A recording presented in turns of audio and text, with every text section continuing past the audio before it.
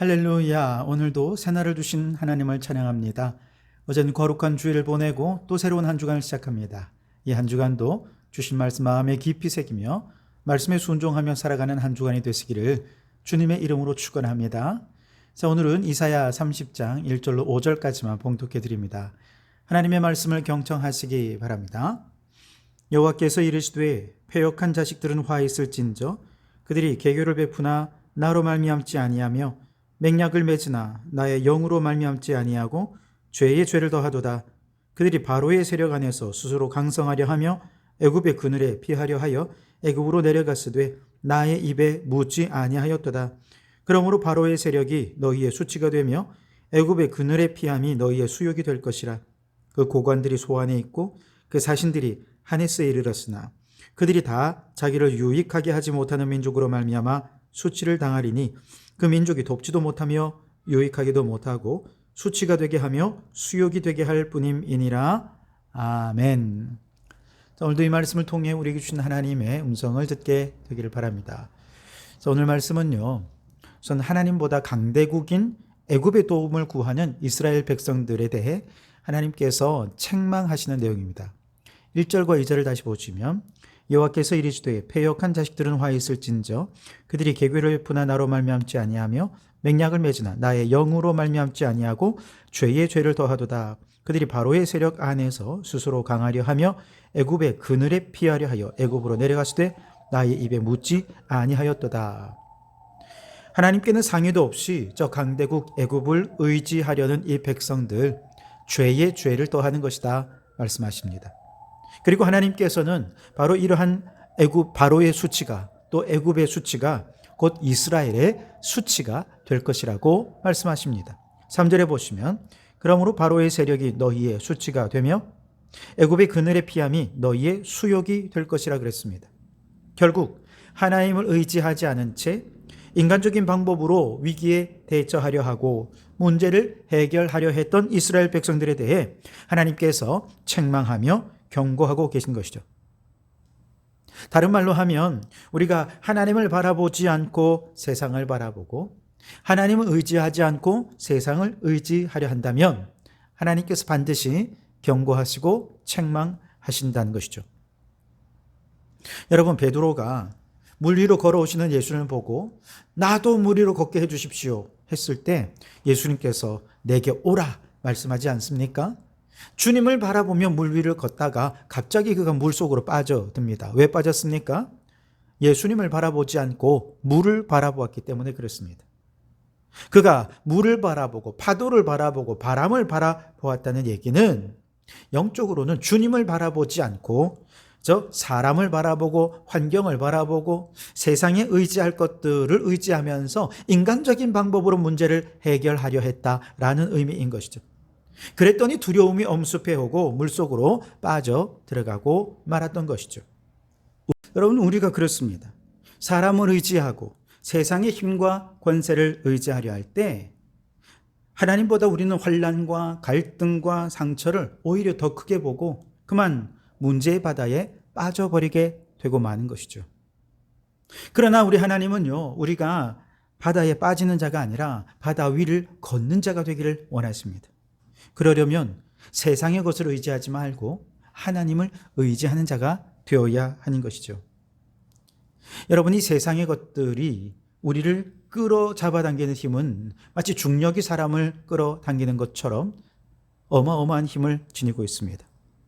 그런데 여러분, 그 힘을 극복하는 것은요, 하나님께서 우리를 붙드시는 힘이 더 큼을 믿을 때 가능한 것이죠.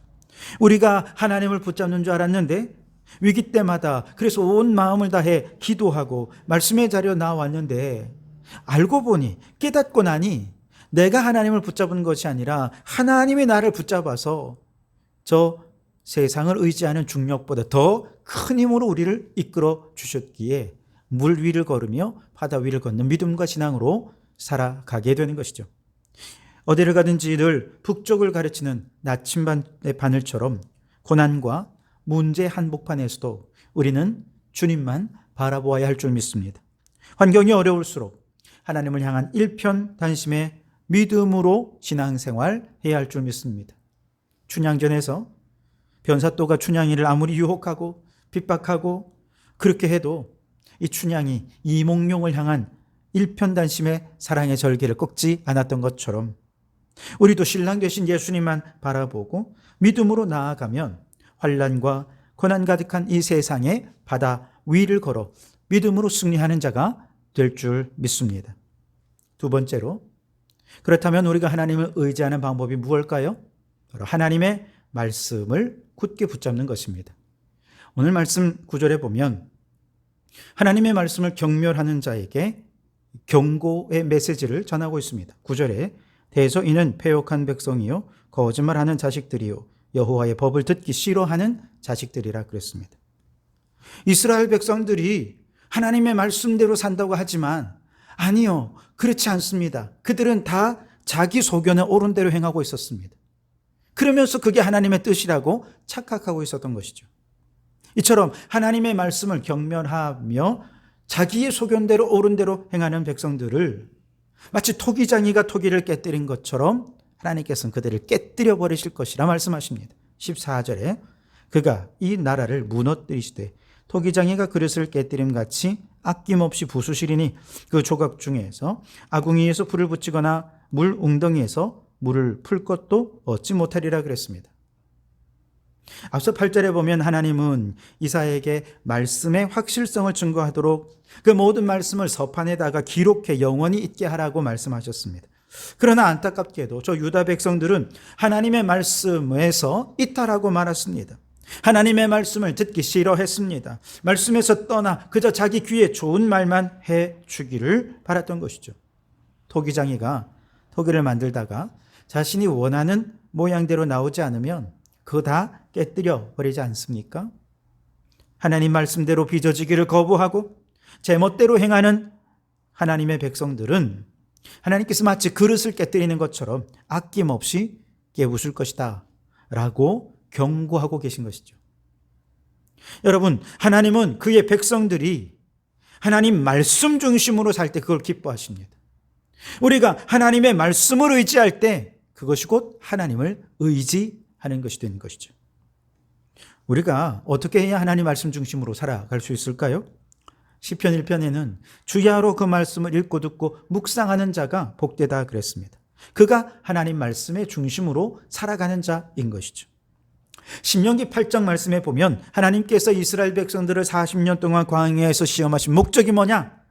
하나님 입에 나오는 말씀으로 살아가도록, 즉 말씀 중심으로 살아가도록 하기 위함이었습니다. 여러분, 누가 말씀대로 사는 것입니까? 말씀을 잘 들었다면, 주야로 묵상했다면 들려진 말씀대로 살아가는 것이죠.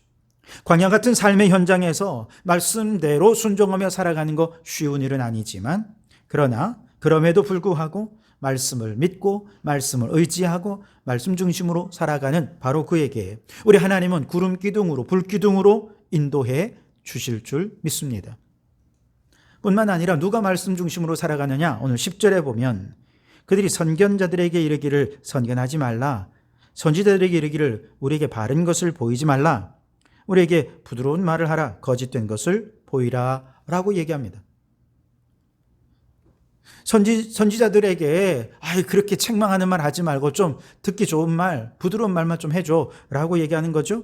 근데 여러분, 이 말씀을 거꾸로 생각해 보면 누가 하나님 말씀 중심으로 살아가는 자냐? 하나님의 말씀을 전하는 선견자, 선지자, 그들을 존중하는 것, 그것이 말씀을 중심으로 살아가는 또 다른 방법이 될 수 있다는 거죠.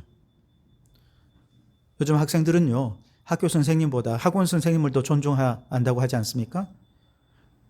학원 선생님이 한마디 하면 애들이 꼼짝 못해요. 근데 학교 선생님이 한마디 하면요, 들은 척도 안 해요. 왜요? 학원 선생님은 성적 올려주잖아요. 나한테 유익이 되면 존중하지만 나한테 별로 유익이 안 된다 싶으면 쳐다도 안 보는 거죠. 아이들이 하나님의 말씀을 가르치고 말씀의 권위로 교훈하는 교회의 선생님들, 여러분 쳐다도 안 봅니다. 존경함이 없습니다. 말씀을 가르치고 말씀으로 먹이는 목회자에 대한 존경함도 없어요. 그래서 학교 선생님이나 교회의 선생님은요, 학원 선생님보다 못한 취급을 받는 것이 현실이죠. 이런 현실에서 어떻게 우리 자녀들이 말씀 중심으로 살아갈 수 있겠습니까? 우리 자녀들이 말씀 중심으로 살려면 말씀을 가르치는 교회 선생님들과 말씀을 가르치는 목회자들을 존중할 수 있어야 됩니다. 스승의 날에 교회 선생님을 누구보다 먼저 찾고 사랑과 존경을 표현할 수 있도록 가르쳐야 됩니다. 그러려면 성도들이 먼저 말씀으로 양육하는 목회자에 대해 사랑과 존중의 마음을 표현할 수 있어야 됩니다. 그러면 우리 자녀들도 하나님 말씀을 전하는 목회자와 선생님들을 그 누구보다 존귀한 존재로 존귀히 여기며 하나님을 붙잡는 삶을 살아갈 수 있게 될 것입니다. 뿐만 아니라 우리가 말씀을 중심으로 산다는 것은 결국 정의의 하나님을 기다리며 사는 것이다 라고 이야기할 수 있겠습니다. 18절 말씀에 보면 여호와는 정의의 하나님이시라 그를 기다리는 자마다 복이 있도다 그랬습니다. 여러분, 지금 이스라엘 백성들의 삶을 보면 지금 그들이 기다려야 할 분은 정의의 하나님이 아닙니다. 긍휼의 하나님입니다. 왜? 죄로 인해서 지금 하나님의 경고의 메시지, 책망의 메시지를 받고 있는 상황에서 그들에게 필요한 것은 하나님의 긍휼이 아닙니까? 그런데 아니라는 거예요. 왜냐하면 정의의 하나님이 죄인을 심판하시는데, 그러나 죄로 인해서 도저히 구제할 길이 없는 그 사람을 하나님께서는 벌하시는 대신에 다른 대속자를 보내셔서 우리가 감당해야 할 죄값을 대신 담당시키시기 때문에 그렇습니다. 이사야서 53장이 바로 그것 아닙니까? 우리는 다 양 같아서 그릇 행하지만, 다 각각 제 길로 갔지만 여호와께서 우리 모두의 죄악을 어린 양 예수 그리스도 그분께 대신 담당시켜 주셨다는 것이죠. 정의로운 하나님이 죄인을 구원하시는 방법은 죽어도 하나님을 따를 능력이 없는 우리의 죄악에 대한 심판을 예수님께 담당시키고 우리에게는 그 구원의 은혜와 구원의 사랑만 겪게 하시는 것이죠. 하나님과 원수지고 스스로 힘으로 돌이킬 수 없는 그 죄의 값을 예수님께 대신 물으시고 예수님을 심판하시면서 이제 우리는 의로운 자로 축복해 주시면서 하나님 말씀 중심으로 살아가게 하시는 것이죠. 오늘 23절과 24절 말씀 보시면 네가 땅에 뿌린 종자에게 주께서 비를 주사 땅에 먹을 것을 내며 곡식이 풍성하고 기름지게 하실 것이며 그날에 내 가축이 광활한 목장에서 먹을 것이요 맑은 소와 어린 나귀도 키와 쇠사랑으로 까부르고 맛있게 한 먹이를 먹을 것이며 그랬습니다. 26절에도 여호와께서 자기 백성의 상처를 싸매시며 그들의 맞은 자리를 고치시는 날에는 달빛은 햇빛 같겠고 햇빛은 7배가 되어 7날의 빛과 같으리라 말씀하십니다. 여러분, 하나님의 구원의 축복, 죄인 그리고 하나님 사이에는 반드시 하나님의 정의를 만족시킬 예수 그리스도가 필요하다는 것이죠. 그러니 여러분, 어떤 상황에서도 세상의 돈과 명예와 권세를 의지하지 말고 하나님을 붙잡고 하나님을 의지하는 자가 되기를 바랍니다. 하나님을 의지하는 구체적인 방법은 말씀을 붙잡는 것입니다. 어떻게 해요? 말씀을 존중하고 말씀 중심으로 살아가고 말씀을 전하는 교사와 목회자를 존중하고 사랑함으로써 우리는 말씀 중심으로 살아가게 됩니다.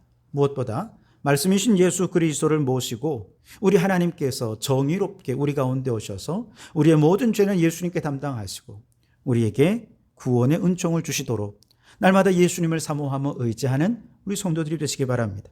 그리하여 날마다 하나님의 말씀을 붙잡고 하나님 의지하여 말씀으로 승리의 삶을 살아가는 성도들이 되시기를 주님의 이름으로 축원합니다. 기도하겠습니다. 하나님, 내 힘으로는 세상을 감당할 수 없습니다. 그러나 하나님을 붙잡을 때 우리는 넉넉히 승리할 줄 믿습니다. 하나님을 의지하고 하나님을 붙잡는 유일한 방법은 말씀을 붙잡는 것입니다. 주여, 말씀을 사모하게 하여 주시고 말씀을 가르치고 전하는 목회자와 교사를 존중하는 저희들 되게 하여 주시옵소서. 더 나아가 말씀이신 예수님이 우리 가운데 오실 때에 하나님의 정의가 임하고 하나님이 우리를 구원하여 주시는 그 사랑으로 우리에게 새 은혜와 능력을 더해 주실 줄 믿습니다. 그러니 주님, 늘 말씀 중심으로 하나님을 의지하며 붙잡고 승리의 삶을 살아가는 저희들이 되게 해 주시옵소서. 예수님 이름으로 기도하옵나이다. 아멘.